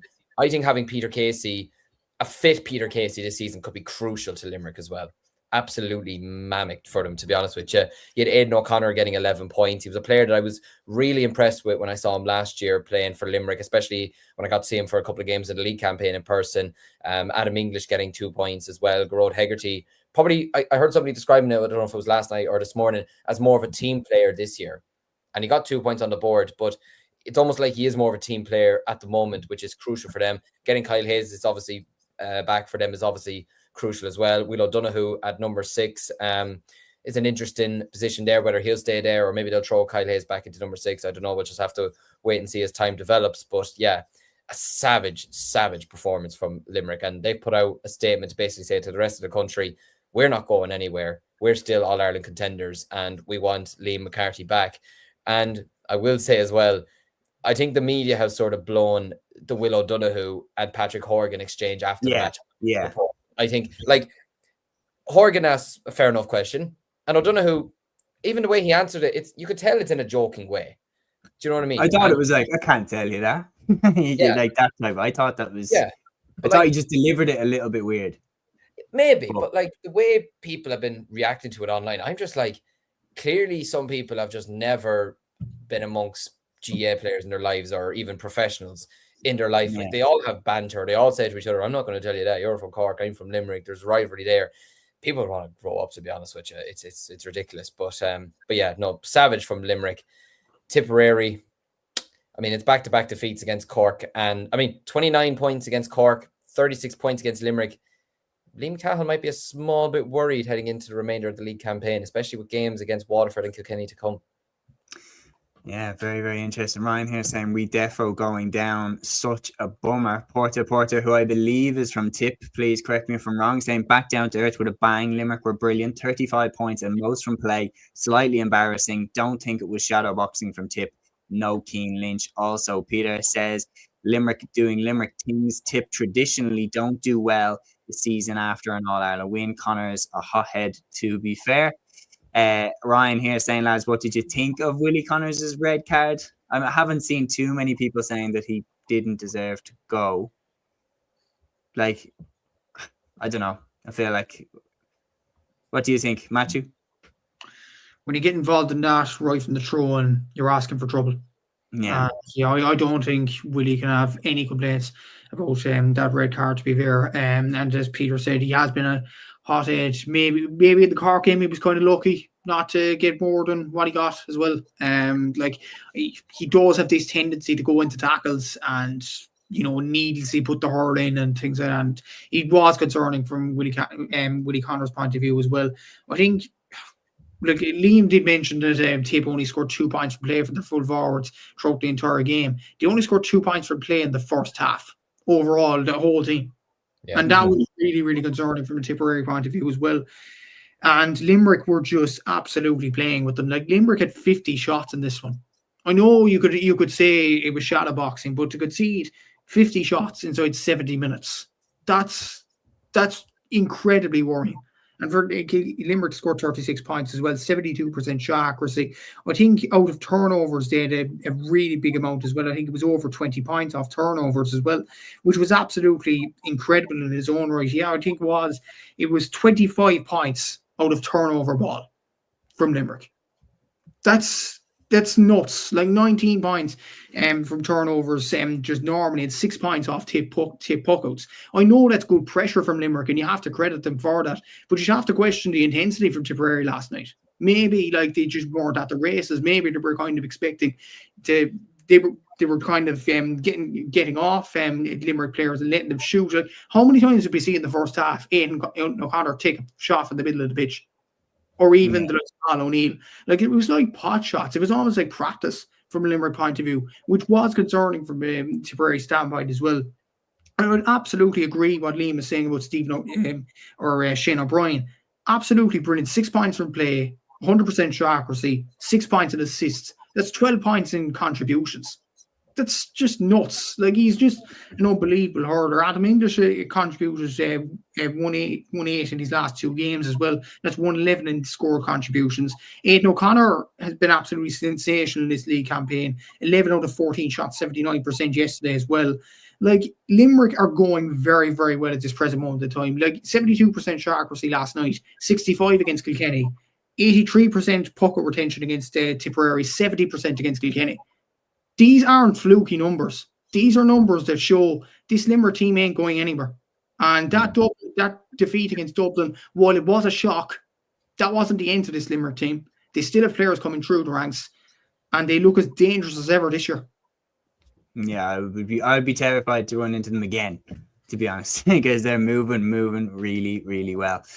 Aaron, your game out of Division 1A was the clash of Kilkenny versus Waterford. Kilkenny 121, Waterford 120 at Nolan Park. Kenny's late free separated the sides in a real arm wrestle, it's fair to say, in Nolan Park, but ultimately the Cats get out with the points. Yeah, absolutely. A big win in the end for Kilkenny, especially looking at the league table as well. Like, if Kilkenny had lost this game, then all of a sudden they're kind of looking over their shoulders a little bit. So yeah, massive win. Mossy Keown scoring 1-2. Lee Moore getting on the score sheet with 2 points as well. Owen Cody. I think the big thing from Kilkenny in this game was that they got a good spread of scores in the game, which is something that we criticised them for in the last game, saying that maybe there was a bit of an over-reliance on Owen Cody and different things like that. Jordan Malloy, I thought, played very well. David Blanchfield was outstanding as well, to be fair. And I think defensively, Kilkenny deserve massive credit. They kept Ruben Halloran down to a single point, which was very impressive from a Kilkenny perspective. And yeah, obviously Kilkenny, Waterford, big rivals as well. And look, Kilkenny had to dig deep towards the end of the game with a couple of late frees from Cian Kenny. But yeah, I think Kilkenny will be delighted with it because, as we were saying there, like to have lost in the manner that they did versus Limerick, and look, considering how well Limerick were against Tipperary, as we're saying, like maybe it's not that big of a slight on Kilkenny considering how well they played versus Tipperary. But yeah, just a big win and disappointing one for Waterford. But to be fair, look, going away to Kilkenny and losing by a point in the league, like it's not the complete end of the world, I don't think. Yeah, I think it's one of those games where, look, even though Waterford came out the wrong side of the result, their performance was very good. Cats just about survived. Peter says one that the data left behind. Think the Cats will struggle for the season ahead. I think it's one that they could say maybe they left behind. Interestingly, Peter Cúilín kind of hinted that the free was maybe on the softer side. But yeah, ultimately, they don't get anything from this game. Liam, I'm sorry I'm doing this to you, but Offaly 18 points, Galway 223 in St. Brendan's Park. What did you make of this one? This was one obviously highlighted as a potential winnable game, but I mean, you were given a flat start with the injuries and everything like that. But what did you make from this one? Yeah, the general opinion from some people is that, Offaly didn't do too bad. The opinion from other people is that Offaly were not good at all. Look, my opinion on it is, look, I thought first half it was a dreadful game of hurling altogether, to be honest with you. It was 9-6 at half time. Look, there was a very strong wind there. Galway missed a heap of chances, poked a lot of balls wide, and especially ones that were relatively simple enough chances by their perspectives or standards. We started off well, went 3 points to 1 in front early on, but Galway's movement, look, kind of mixed in with a lot of our poor marking, kind of opened the game up a small bit, and Galway were able to get a bit of a foothold in the game. We had chances in the game to maybe either go in front again or close the gap a small bit, but we just never took them. I'd say the two big positives out of today is the fact that we've got both Killian Sampson and Donald Shirley back, and I have to say Killian Sampson as centre back, absolutely unbelievable, savage. He had a brilliant, I'm saying that with the fact that Cathal Mannion himself was absolutely savage, but that wasn't down to, say, Killian Sampson being poor and like that. Sampson had a very, very good game at centre-back, and we've needed him back, to be honest with you. Just a big towering presence who's well able to hurl, is able to scan everything around him. He's a top-quality player, and we needed him back badly. Cathal King went off with 15-20 minutes to go. I hope that's nothing serious anyway, because, Jesus, if he went down, that'd be disastrous for us. He was brilliant again today. Like, he's a player. Like, I sometimes think, you look at players on our team and you think, right, who can actually play at this level? And Cathal King is one of them. And if he was to go down, or if we were to, I'll be honest with you, if we were to miss him against, say, Yee in the championship, I'd be very worried, to be honest with you. We need him against Yee, especially with like the players you have, the Gorks and the Donahues in midfield, etc., or even Donald Burke at centre forward. These types of players. We need players like him to be able to stand up against them. Turgainen had good moments in the middle of the park as well. Adam Screeney got 2 points from play as well, contributed a couple of frees as well. Magically, he also won a high ball as well with a clean catch. So, I mean, there you go. Who says he can't catch a ball? Look, there were some positive performance today. Brian Dignan had a good second half. But look, overall, Galway were the better side. There's no point sugarcoating it. Jason Rabbit had a savage game of full forward. Cathal Mannion was just doing what Cathal Mannion does, to be honest with you, strolling around and putting the ball over the bar at his absolute ease. And look, overall, Micheál Donoghue said it afterwards, he wouldn't be happy with a lot of aspects of the game. There was a pitch inspection this morning to see whether Burr would be able to host the game, and they got there in the end, which was good from their perspective. Look, relegation is firmly on the cards, and as you mentioned, you'd be terrified to meet Limerick again. Guess who their next opponents are? Offaly. next Sunday. I might be taking next weekend off, lads. Tyrone and football and Limerick and hurling. You might not see me next weekend. But in all seriousness, no, look, there's positives to take. I will say that. We are going down realistically, but I'm a bit more positive with the hurlers at the moment than I would be with the footballers. There's things to work on, of course, and we do need to get players back. But overall, considering the players that we do have out at the moment, I'm sort of relatively happy enough where we are going forward towards. Look, the main goal is the Dublin game and the Wexford games and all that. So, look, it could have been a lot worse, could have been a bit better. But look, I think overall, after the 4 games, even though we've no points, I don't think we've done as badly as people probably anticipated. Yeah, I think you've battled away in every game, and it hasn't been a situation where you've been the whipping boys of the division or anything like that. So, yeah, definitely positives to be taken. And when you have to factor in the injuries and the players that have been missing as well, right from the beginning, whether it's Charlie Mitchell being injured or the Ravenhills with their injuries and everything like that. Yeah, absolutely. Yeah, no, the Ravenhills were both out today. Dan, I think, done his hamstring. Ross got a bad hit against Waterford and had concussion protocol, which is good to see. I'm actually glad to see that they're taking this sort of stuff seriously now as well. I don't know when Charlie Mitchell's going to be back, or if he'll be back at all for the league, or if he'll even be back for the championship match against Dublin. But from what I hear, he's progressing well enough, which is good to hear. But look, we'll see how the next one goes. Absolutely. Well, we're going to move on to Division 1B now, and we're going to move on to this clash, Aaron, that myself and yourself were both at. And what a game this was. Dublin 4-19, Wexford 3 goals and 22 points in Croke Park. Arguably the most important game of Division 1B this season between Dublin and Wexford to see who is in the driving seat to get promoted along with Clare up to Division 1A. And it did not disappoint. This game between Dublin and Wexford had everything. Unbelievable goals, mad referee decisions, penalties on both sides, black cards, red cards, scuffles, Gardaí getting involved. It had the whole lot. And in the end, it finishes a draw with the late equaliser from Chris Crummy. Wow, this was a brilliant game. Yeah, it was a mental game of hurling, to be honest with you. Like, as you said, had absolutely everything from penalties saved, black cards, red cards. Like, yeah, the drama was really off the charts, to be honest with you. It was a mad game. Like, obviously with Conor Gork's red card, obviously you were a bit closer to it. I was on the hill, so I'll need to see the kind of the replays back. The second yellow did feel a little bit strange because he, like as you said, I think he was in possession of the ball, he lost it. And then he commits the foul after, isn't it? He was in possession. His arm was pulled back as he went to hand pass it, and that knocked him off balance. So the hand pass went away. He was fouled, and then he kind of ran in to try and get the ball back, and he probably did foul the Wexford player. But I don't think the foul on the Wexford player was bad enough to get a yellow. And I also think it was fouled before he made the hand pass, as I said. So he should have got the free before he committed it. And I just felt for him because it's his first start for Dublin in the league. And he was playing really well. He got on the score sheet. He was working his socks off. And then he gets a red card that I thought was pretty harsh. But I think let's stick with the positives. Like, talking about the positives, the leading of the positives is Owen O'Donnell's back and he looks like he hasn't lost a step. He did a great job on Lee Chin. John Heatherton's goal was unbelievable. Rattled the back of the net. I mean, the thing is, even when we go down to 14 players, you need to put 2 people on Hedge up. Because if you leave him in there full forward on his own with a fullback, he'll take most fullbacks in the country. And that goal was sensational.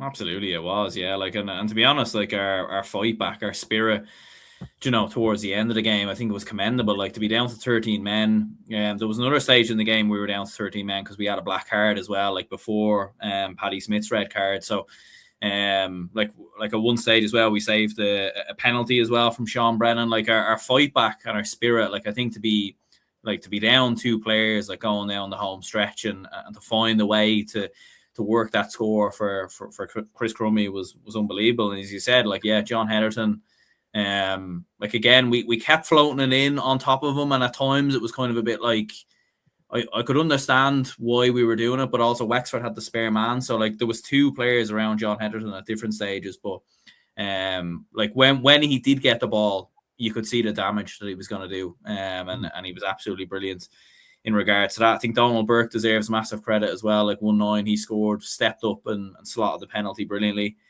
Brian Hayes around the middle was outstanding as well. We dug deep and in the end get the draw, which keeps it alive. And look, we will be relying a little bit on Clare to do us a favour. We'll see obviously what happens in regards to that when they play Wexford. We obviously do have a game in hand on Wexford as well because we were idle a couple of weeks ago. So look, it is still alive. Look, Wexford will take positives in their performance as well. Like Kevin Foley and Simon Roach both played well. They really should have closed it. Not being in the stands, they were driving the ball long into the contest, and I'm like, lads, you have a man extra. What he is doing, like, Yeah. and then Richie Lawler came back on. They had 2 men extra, and they were still driving the ball along into contest. And I'm like, you need to be spraying this ball around, short passes, make Dublin work. Why are you hitting long ball into the full back line in on top of people like Owen O'Donnell, who's probably going to win it? Very much playing into our hands going down the home stretch. Interestingly as well, on the sideline, passions were high between Neil O'Callaghan and Keith Rossiter. They got right in each other's face coming towards the end of the game. Great passion on show by both Keith Rossiter and Neil O'Callaghan, both, you know, going out there and getting involved for their team. And fair play to both of them as well. They shook hands at the end and kind of left it there. And the confrontation at the end of the game, from the angles I've seen, it doesn't seem like there was anything malicious, but it was a lot of shoving and a lot of squaring up and stuff like that. And I think that's just laying down the gauntlet for the Leinster Championship, because that game between Dublin and Wexford will most likely be crucial for who gets out of the Leinster Championship. You would imagine Kilkenny and Galway are going to be in there again. But if Dublin and Wexford want to jump into that Leinster final, they're going to have to beat each other, and they know that. So that's why this game takes on that extra edge and that rivalry. We love to see it. We're going to move on then. The next game in Division 1B, Ger, if you're still with us, we'd love to get your take on this. Clare, 27 points. Kildare, 3-14 in St. Conleth's Park. Matthew, a good win for Clare on the road against a tricky opponent. Yeah, to be fair, I didn't think Kildare would put up much of a test to this Clare side, but yeah, like it was a brilliant performance from Kildare. They were ahead at half-time. A lot of people are talking about, is it a typo or whatever, but it just shows strides that Kildare have made in hurling, to be fair, over the last 2 seasons. Like Jack Sheridan got 2-4 in this one. Carl McCabe got the goal as well from a Kildare point of view, but ultimately it was class that shone from Clare's viewpoint. Tony Kelly getting 8 points from play, Mark Rogers 7 points, Ryan Taylor and Sen and Dunford getting 3 points each as well. To be fair, Sen and Dunford, from looking at the match reports and everything, seems like a decent player. Ger might know more about him than all of us would, but it's promising from a Clare point of view that they are emphasising the youth in many ways, and they are bringing in these players. But to be fair, the story is and should be about Kildare hurling and the way they have risen over the last 3 seasons. To put up a test like that to Clare, they deserve a lot of credit for that, and Brian Dowling deserves credit. And to be fair, anybody that has done work in Kildare hurling at the underage has done a lot of work there as well. So yeah, it's a good result for Clare to get out of dodge, I suppose, with a win. But the story has to be about the rise of Kildare hurling in this one. Absolutely. And Liam, the final game then from Division 1B saw Antrim beat Carlow and get on the board 25 points to 12. This result, I have to say, I didn't see it coming. I thought the Carlow were going to get out of there with the win. Yeah, I was the same. To the best of my knowledge, I predicted Carlow to win this game as well. And the Davy train is fully back on board. But yeah, it was a much needed win for Antrim, to be honest with you. Like Carlow, to be fair to them, to their credit, they'd been moving relatively well, especially they got the performance against Wexford, which I thought was a very credible performance. But anything that could have gone wrong for Carlow, it was just all over the shop, to be honest with you. And look, credit to Antrim, they needed a response and they firmly got it. Conor Cunning with 4 points. James McNaughton as well was back as well. He got 2 points. Sen Elliott as well got 9 points, 3 from play. So yeah, very positive from them. Keane Malloy as well got 4 points in the middle of the park.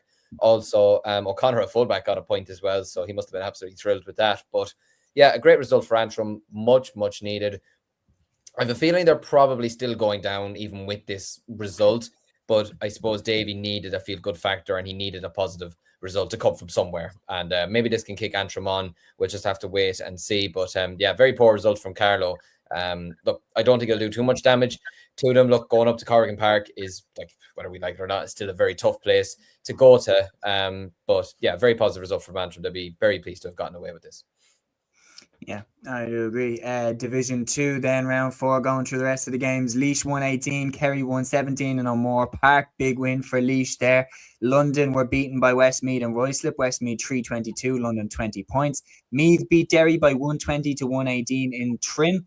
And then in Division 3's round 4, Donegal beat Armagh by 118-19 in O'Donnell Park. Fermanagh lost to Tyrone 218-117 in Brewster Park, while Roscommon beat Louth by 14 points to 11 in Protection and Prosperity Louth. What a ground name. Division 4's round 4, I can see you laughing at you. Cavan 220, Lancashire 215 in Breffni Park. Sligo 234, Warwickshire 3 points. And Monaghan lost to Leitrim by 119-111 in Grattan Park, and that was round 4 in Division 4. So that's the hurling round 4 wrapped up across the divisions. And now we move to the final code. We're nearly there, lads. 4 codes wrapped up. Please do like, subscribe, share, all that good stuff. We have absolutely gone through every single game across this weekend, like we said we would. And starting off with what I think in Camogie, and just across the codes, I think is one of the results of the weekend. Liam, who would have seen this coming? Cork 111, Antrim 210 in MTU Cork. Antrim, after losing last week to Tipperary, what a result this is for Antrim. To go away to Cork, very recent, back-to-back All-Ireland champions, and to beat them after the setback they had in round 1 against Tipperary. It's an outstanding victory for the Saffrons. Absolutely. It's an unbelievable victory for them. They'll take such belief and such optimism from this result. And especially after the way that Tipperary bet them in the opening round, this will do wonders, I think, for Antrim Camogie. Look, Matt, you'll know obviously more about the Cork Camogie team than I would. It probably wasn't Cork's strongest team, or maybe even near maybe their strongest team. But at the same time, that is a big win for Antrim. And you got to commend them for it, for getting a victory of this magnitude as well. And like, they were down with about 10 minutes to go. I believe it was Orla Cahalan who got the goal with 10 minutes to go that put the 1 point in front. But for them to then turn it around, Amy Ferris getting the goal, a great response to Cahalan's goal. I think it came about a minute or two afterwards, if I'm correct in saying that. And then they kicked on to another gear. They got the next 2 points after that before Cork tried to get a late rally, but wasn't able to manage it in the end. But yeah, I mean, to go away from home to beat Cork as well, like, that's very impressive. If they'd have beaten them at home, it still would have been very good. But similar enough to when was it Erdness that went to Kilmacud Crokes and won in the football. Yeah. This is a very impressive result for Antrim Camogie. And it's good to see this type of result on, like, you know, it's no offense to yourselves, Matthew, but just from a competitive perspective, it's great for Antrim Camogie that they're able to pick up a win like this and give them such belief and improve them as time goes on. But yeah, look, a great win for Antrim. Fair play to them. Congrats to them. And yeah, look, I doubt Cork will be losing too much sleep over this. They'll have bigger aspirations as the year go on. But yeah, great win for Antrim.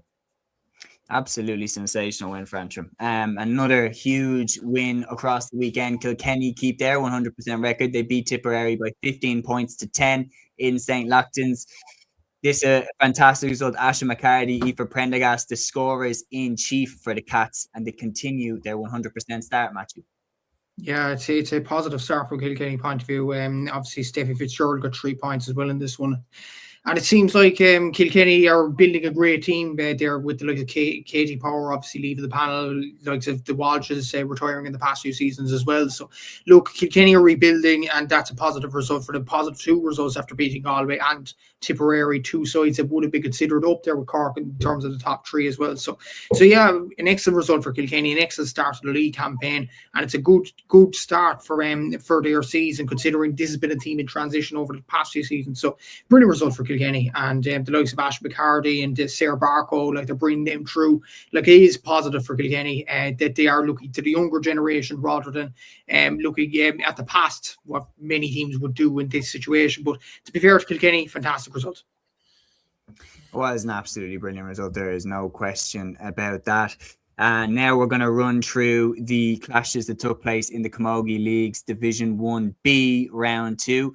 So Offaly went down to Limerick at home in Faithful Fields. Limerick 115, Offaly 2-9. Down beat Dublin by a goal and 10 to 10 points in Leitrim Fontenoys. Clare also beat Wexford by 15 points to 9 in Clare Abbey. And running through then round 2 in the Camogie League Division 2, Laois beat Derry by 214 to 19 in Father Breen Park. Westmeath beat Carlow by 38 to 10 points in the Centre of Excellence.